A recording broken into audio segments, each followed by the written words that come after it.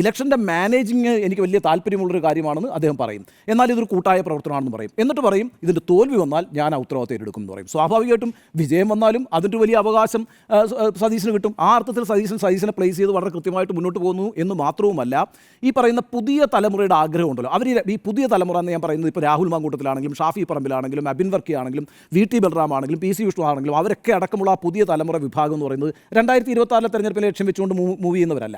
അവരെ സംബന്ധിച്ചിടത്തോളം 2031 ലക്ഷ്യം. കാരണം വെച്ചാൽ അപ്പോഴത്തേക്ക് ഈ പറയുന്ന ഈ ഒരു ഓൾഡർ ജനറേഷൻ പൂർണ്ണമായും കോൺഗ്രസിൽ നിന്നില്ലാതെ 75-80 വയസ്സിനോട് അടുക്കുന്ന ആളുകളൊക്കെയാണ്. ആ അർത്ഥത്തിൽ സതീശൻ വളരെ ശക്തമായൊരു മൂവ്മെൻറ്റ് ഈ പറയുന്ന കോൺഗ്രസിനകത്ത് നടത്തുന്നുണ്ട്.